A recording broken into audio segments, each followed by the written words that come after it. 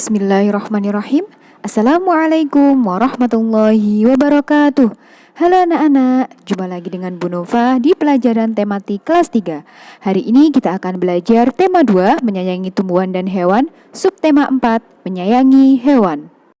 Anak-anak, pada subtema 4 ini kita akan belajar tentang yang pertama, perbedaan peran dalam kehidupan dan berbagai profesi di lingkungan sekitar. Yang kedua, cara merawat hewan, kalimat tanya, dan cerita bergambar. Yang ketiga, bilangan pecahan. Yang keempat, teknik mewarnai. Dan yang kelima adalah gerak non-lokomotor, yaitu menarik dan mendorong. Yang pertama, kita akan membahas tentang muatan PPKN. Anak-anak, dalam kehidupan kita sehari-hari ada banyak peran yang berbeda-beda. Perbedaan peran ini merupakan wujud pengamalan sila Pancasila. Kerjasama antar orang dengan perannya masing-masing sangat dibutuhkan agar kehidupan berjalan dengan baik. Contohnya dalam lingkungan keluarga, tiap anggota memiliki peran masing-masing. Berikut ini perbedaan peran di lingkungan keluarga secara umum. Ayah berperan sebagai kepala keluarga, ibu berperan sebagai pendamping kepala keluarga, dan anak-anak berperan sebagai anggota keluarga. Dalam menyelesaikan sebuah pekerjaan, khususnya pekerjaan yang ada di rumah ya, kita bisa berbagi peran dengan sesama anggota keluarga. Berikut ini kegiatan Dayu dan keluarga Dayu. Mari kita simak bersama-sama. Anak-anak bisa membuka buku kalian di halaman 169 sampai dengan 170. Kegiatan Dayu dan keluarga Dayu. Dayu dan keluarga sangat menyayangi hewan peliharaan. Semua berbagi tugas untuk merawat hewan peliharaan. Ibu bertugas membeli makanan kelinci. Setiap hari, Dayu menyiapkan makanan dan minuman untuk kelinci. Setiap hari Minggu, Dayu dan ayah membersihkan kandang kelinci. Ayah bertugas mencuci kandang dan mengganti alas jerami. Dayu membantu mencuci tempat makan dan minum kelinci. Setiap anggota keluarga Dayu memiliki peran dan tugas yang berbeda-beda dalam memelihara hewan peliharaan. Bekerja bersama-sama dalam merawat hewan peliharaan membuat pekerjaan menjadi lebih ringan. Ada banyak manfaat jika kita bisa berbagi peran dan bekerja sama dengan baik. Yang pertama, pekerjaan lebih cepat selesai. Yang kedua, pekerjaan terasa lebih ringan. Yang ketiga, memupuk rasa kebersamaan. Dan yang keempat, mempererat hubungan baik antar anggota keluarga. Nah, anak-anak, bagaimana dengan kalian? Apa peran kalian saat menyelesaikan pekerjaan dalam rumah tangga? Bu Nova yakin anak-anak pasti di rumah juga membantu ayah bundanya ya untuk menyelesaikan pekerjaan yang ada di rumah. Berbagi peran tidak hanya bisa kita terapkan di lingkungan keluarga, di lingkungan pekerjaan pun kita bisa berbagi peran. Contohnya dalam pertunjukan sirkus. Dalam pertunjukan sirkus, kita dapat menemukan berbagai orang dengan peran dan tugas yang berbeda-beda. Ada pelatih yang bertugas untuk melatih hewan-hewan agar dapat tampil dengan baik. Kemudian ada pegawai sirkus yang bertugas untuk menyiapkan tempat pertunjukan. Ada juga pegawai yang bertugas untuk menjual tiket. Nah, pembagian tugas ini dilakukan untuk mempermudah suatu pekerjaan. Di masyarakat juga ada beberapa peran, di antaranya ada orang yang berperan sebagai pelajar. Nah, ini seperti kalian ya anak-anak, tugasnya menuntut ilmu dengan sungguh-sungguh. Kemudian ada yang berperan sebagai guru seperti Bu Nova dan Bapak Ibu guru yang lain, tugasnya mengajarkan ilmu dengan baik. Dan ada juga petugas keamanan lingkungan, yaitu tugasnya untuk menjaga keamanan lingkungan. Ada banyak peran dalam kehidupan sehari-hari. Kerjasama yang baik dari setiap peran sangat dibutuhkan agar kehidupan berjalan dengan baik. Anak-anak, tahukah kalian bahwa setiap orang di lingkungan sekitar kita memiliki profesi masing-masing? Profesi merupakan bidang pekerjaan dengan keterampilan tertentu. Nah, anak-anak bisa melihat di buku kalian halaman 185, di sini membahas tentang profesi seseorang. Nelayan adalah panggilan terhadap orang yang bekerja menangkap ikan setiap hari. Mereka biasanya tinggal di daerah pesisir pantai. Nelayan menggunakan jaring untuk menangkap ikan di laut, lalu menjual hasil tangkapannya kepada pedagang ikan. Nah, dari ulayan ini ada dua profesi ya anak-anak, yaitu nelayan dan juga pedagang ikan. Coba anak-anak mengamati lingkungan sekitar. Ada profesi apa saja ya di lingkungan kalian? Nah, mungkin di lingkungan kalian ada banyak profesi yang bermacam-macam. Ada yang bekerja sebagai petani, kemudian ada yang peternak, ada yang menjadi dokter, polisi, guru, dan lain sebagainya. Dengan profesi yang berbeda-beda tersebut, kita harus saling menghormati dan juga menghargai. Oke anak-anak, selanjutnya kita akan belajar muatan bahasa Indonesia. Indonesia kaya akan ragam hewan dan tumbuhan. Berbagai hewan langka pun ada di Indonesia, di antaranya adalah burung cendrawasih dan komodo. Berbagai hewan dapat ditemui di sekitar kita dengan mudah. Ada hewan yang bisa dipelihara dan ada yang tidak bisa dipelihara. Kita patut bersyukur berada di negara yang indah dan kaya. Menjaga dan melestarikannya adalah bentuk syukur kita kepadanya. Mari kita pelajari lebih lanjut cara-cara memelihara dan merawat hewan dengan baik agar dapat ikut serta melestarikannya. Di subtema 4 ini ada 2 hewan yang dijelaskan cara perawatannya. Untuk cara merawat kelinci, anak-anak bisa membukanya dan membaca halaman 166. Kemudian ada petunjuk merawat anak ayam, ini ada di halaman 174. Selain dengan membaca dari berbagai sumber bacaan, kalian juga bisa bertanya pada ahlinya atau bertanya orang-orang di sekitar kalian. Saat bertanya, kita akan menggunakan kalimat tanya.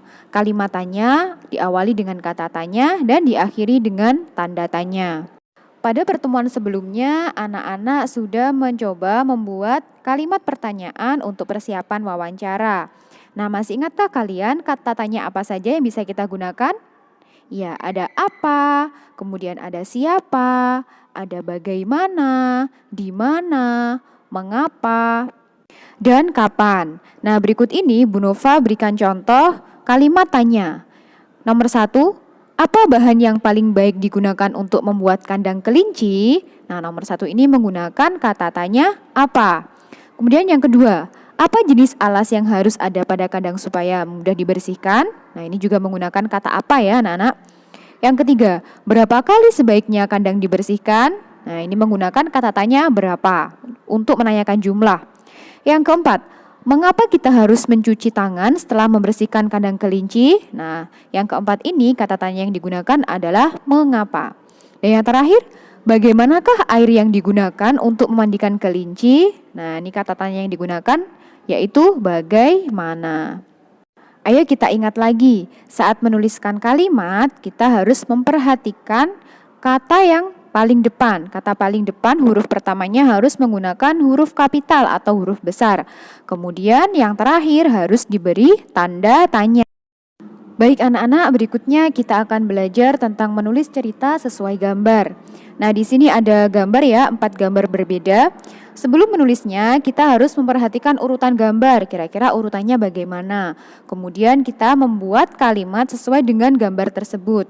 Setelah jadi, kita merangkai kalimat-kalimat ini menjadi cerita. Nah, di sini Bu Nova contohkan, untuk judulnya Bu Nova memilih judul memelihara ikan. Nah, ini kalimat-kalimat yang dirangkai untuk menjadi sebuah cerita. Benny pergi ke toko ikan. Ia membeli makanan untuk ikan. Setiap hari, Benny selalu rutin memberi makan ikan-ikannya. Benny juga membersihkan akuarium ikannya supaya tidak kotor. Nah, jadi seperti itu ya anak-anak. Kita buat kalimat yang sesuai dengan gambar yang ada. Kemudian kita rangkai menjadi satu. Selanjutnya kita akan mempelajari muatan matematika. Nah, anak-anak coba perhatikan ya gambar biskuit ini. Anak-anak juga bisa menyimak di buku kalian halaman 161 sampai dengan 162. Setengah dalam matematika dapat ditulis seperti ini dan penulisan tersebut dinamakan bilangan pecahan. Perhatikan penjelasan berikut. 1 biskuit dinyatakan dalam lambang pecahan biasa. Ini dibaca 1 per 1. Kemudian 1 biskuit dipotong menjadi 2 bagian sama besar. Dinyatakan dalam lambang pecahan biasa, ini dibaca 1 per 2. 1 biskuit dipotong menjadi 3 bagian yang sama besar. Dinyatakan dalam lambang pecahan biasa ini dibaca 1 per 3. Berikutnya, 1 biskuit dipotong menjadi 4 bagian yang sama besar. Dinyatakan dalam lambang pecahan biasa, ini dibaca 1 per 4. Dayu memotong biskuit menjadi 2 bagian sama besar. Satu bagian yang berwarna dinyatakan dalam lambang pecahan biasa 1/2. Atau kita bisa menyebutnya setengah. Nah anak-anak, setengah atau 1/2 ini artinya adalah satu bagian dari 2 bagian yang sama besar. Pecahan 1/2. Nah anak-anak, yang bagian atas ini angka 1 disebut sebagai pembilang. Dan yang di bawah atau angka 2 ini disebut penyebut. Jadi pecahan itu terdiri dari pembilang bagian atas dan penyebut bagian bawah. Tuliskan pecahan biasa pada gambar berikut ini. Gambar yang pertama, 1/4, yaitu satu bagian dari berapa bagian yang sama? Ada berapa bagian yang sama di situ? Iya, ada 4, berarti 1/4 yaitu satu bagian dari 4 bagian yang sama. Kemudian 1/2 yaitu satu bagian dari 2 bagian yang sama. Dan yang selanjutnya 1/3 yaitu satu bagian dari 3 bagian yang sama. Sekarang ayo kita coba untuk menuliskan pecahan biasa pada gambar berikut ini. Gambar pertama. Di sana ada 5 bagian yang sama besar. Kemudian yang A, bagian yang berwarna biru. Yang bagian berwarna biru ada berapa? Iya, ada 2. Berarti untuk pecahannya kita tuliskan 2/5. Kemudian yang B, bagian yang berwarna putih. Ada berapa jumlah bagian yang berwarna putih? Iya, ada 3. Jadi kita tuliskan 3/5. Gambar yang kedua. Nah ini juga ada 5 bagian ya anak-anak. Kemudian yang A, bagian yang berwarna merah ada berapa? Iya, ada 3. Berarti kita tuliskan pecahannya 3/5. Kemudian yang B, bagian yang berwarna putih ada berapa jumlahnya? Iya, ada 2. Berarti kita tuliskan pecahannya 2/5. Gambar yang terakhir. Nah di sini ada berapa bagian yang sama? Iya, di sini ada 6 bagian yang sama. Yang A, bagian yang berwarna biru bisa kita tuliskan berapa? Iya, bagian biru jumlahnya ada 4, berarti kita tuliskan pecahannya 4/6. Kemudian yang B, bagian yang berwarna putih, iya ada 2, berarti kita tuliskan pecahannya 2/6. Sekarang coba perhatikan gambar berikut ini. Nah yang gambar pertama ini menunjukkan satu bagian utuh. Kemudian berikutnya ada satu bagian dari 2 bagian yang sama besar atau bisa kita tuliskan 1/2. Selanjutnya 2 bagian dari 4 bagian yang sama besar. Kita bisa menuliskan pecahannya 2/4. Dan gambar yang terakhir ada 4 bagian dari 8 bagian yang sama besar. Kita bisa menuliskannya 4/8. Pecahan 1/2, 2/4, dan 4/8 memiliki perbedaan bilangan pembilang dan penyebut. Akan tetapi, 1/2 senilai dengan 2/4. 1/2 juga senilai dengan 4/8. 1/2, 2/4, dan 4/8 adalah pecahan senilai. Sekarang ayo kita coba berlatih menuliskan pecahan yang senilai dengan 2/3 dari gambar-gambar berikut ini. Nah, jadi untuk bagian 2/3 gambarnya seperti ini ya anak-anak. Kemudian bawahnya ini ada berapa? Iya, 4/6. Yang berikutnya? Iya, 8/12. Baik anak-anak, muatan berikutnya kita akan belajar tentang seni budaya dan prakarya atau SPDP. Apa yang kalian lakukan setelah selesai menggambar? Iya, biasanya agar lebih menarik dan lebih indah, gambar perlu diwarnai. Nah, anak-anak, teknik pewarnaan pada gambar itu ada 2 macam, yaitu teknik basah dan teknik kering. Teknik basah merupakan teknik mewarnai dengan menggunakan air atau minyak sebagai pencampur untuk pewarna. Contohnya menggunakan cat air dan juga cat minyak. Nah, untuk teknik basah gambarnya seperti ini. Pewarnaan dengan teknik kering yaitu mewarnai dengan langsung menggoreskan pewarna. Contohnya menggunakan pensil warna dan juga krayon. Biasanya hasil gambarnya seperti ini ya anak-anak. Selain menggunakan pewarna, mewarnai juga dapat dilakukan dengan teknik potong. yaitu menggunakan kertas warna-warni yang sudah dipotong kecil-kecil untuk mewarnai objek gambar. Nah, kemarin anak-anak juga sudah pernah mempraktekkan ya, teknik potong ini bisa kita gunakan untuk membuat karya mozaik. Oke anak-anak, untuk muatan yang terakhir adalah muatan PJOK. Nah, pada subtema 4 ini kita belajar lagi tentang gerak non-lokomotor, yaitu gerak yang dilakukan tanpa berpindah tempat.